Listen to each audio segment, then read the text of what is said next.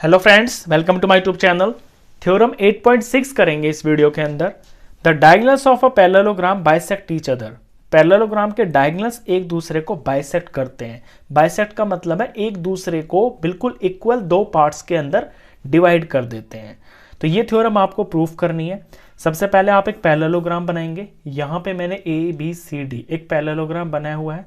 इसके डायगोनल्स की बात कर रहे हैं तो इसके डायगोनल्स भी बनाएंगे। ये AC और ये BD मैंने डायगोनल बना लिया है। तो इसके अंदर थ्योरम कहती है कि जो ये इसके डायगोनल्स है ना, ये एक दूसरे को बाइसेक्ट करेंगे। बाइसेक्ट कहाँ करेंगे? जब कहीं पे कटेंगे तभी तो करेंगे। तो ये O पॉइंट के ऊपर इंटरसेक्ट हो रहे हैं। तो O के ऊपर इंटरसेक्ट हो रहे हैं तो O से लेके A तक और O से लेके C तक ये दो बराबर पार्ट हो जाएंगे AC के। इसी तरह से O से B और O से D ये दो इक्वल पार्ट्स हो जाएंगे BD डायगोनल के। इसी का मतलब होता है बाइसेक्ट।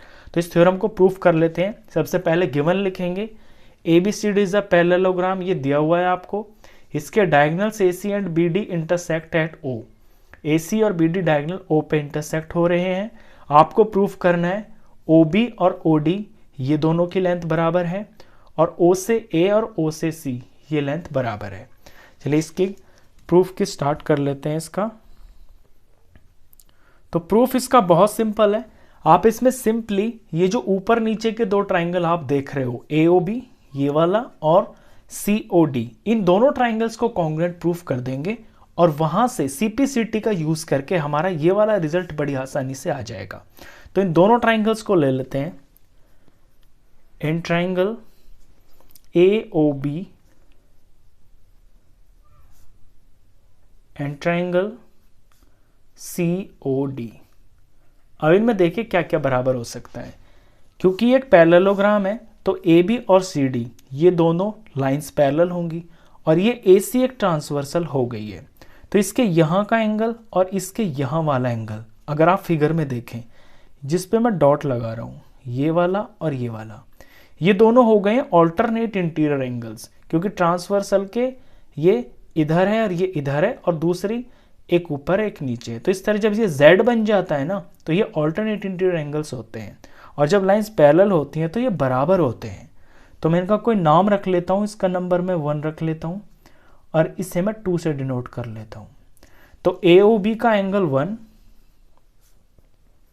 और COD का एंगल 2 ये दोनों बराबर होंगे। रीजन हम जरूर लिखेंगे, ये ऑल्टरनेट इंटीरियर एंगल्स हैं। अब ले लेते हैं इसके अंदर हम एक साइड को।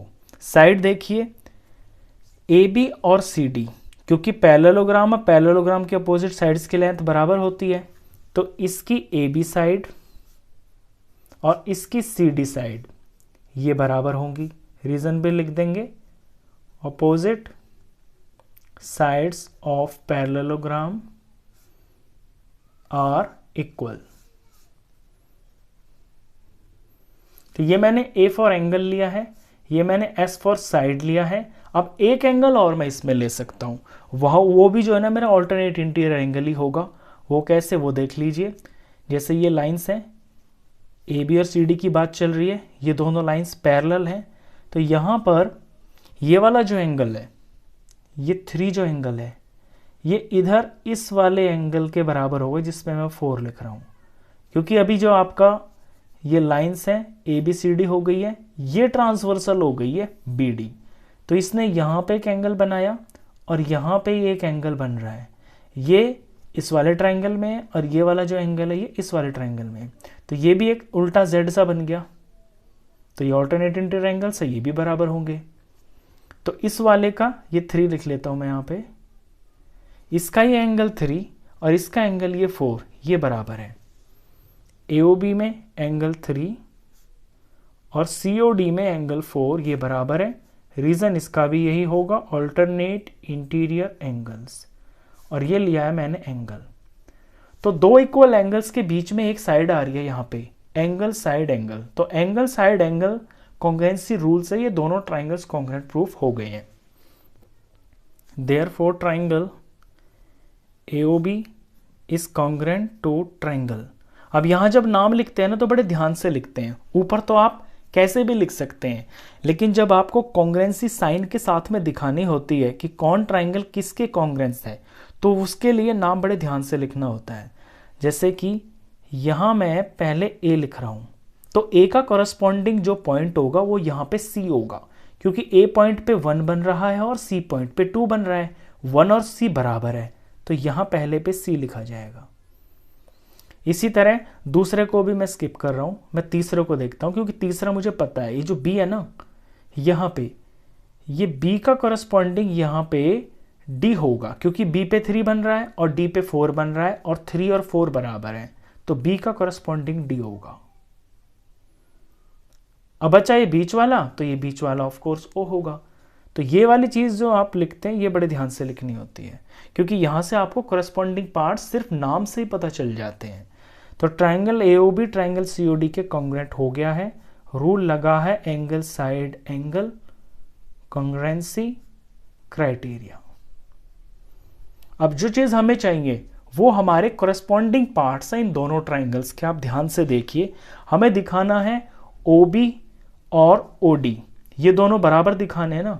तो जो OB है वो एंगल 1 के सामने आ रही है और जो OD है वो एंगल 2 के सामने आ रही है। एंगल 1 और एंगल 2 बराबर है, क्योंकि ये ट्राइंगल्स कॉन्ग्रुएंट है, हम ऊपर दिखा चुके हैं, 1 और 2 बराबर है, तो इनके सामने की जो साइड्स होंगी वो कॉरस्पॉन्डिंग पार्ट्स होंगी। तो therefore OB is equal to OD। इस ट्राइंगल का OB और इस ट्राइंगल का OD ये बराबर होंगी। एक चीज तो हमने ये दिखा दी है। अब OA और OC को देखिए, ये OA है और ये OC है। OA साइड आ रही है एंगल 3 के सामने, OC साइड आ रही है एंगल 4 के सामने।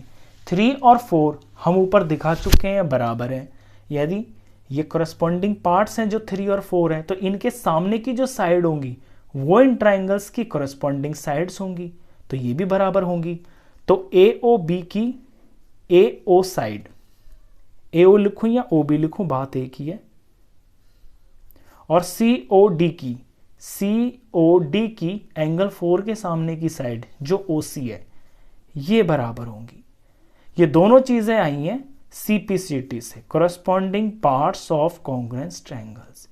बस हमको यही दिखाना था इसके अंदर, देख लिए यही आपको इसके अंदर टू प्रूव करना है। तो बहुत सिंपल, दोनों ट्राइंगल्स को कॉन्ग्रुएंट प्रूफ करके और CPCT लगा के ये थ्योरम प्रूफ हो जाती है। Hence proved. क्वेश्चन खत्म। नेक्स्ट क्वेश्चंस के लिए नेक्स्ट वीडियो में मिलेंगे, तब तक के लिए गुड बाय।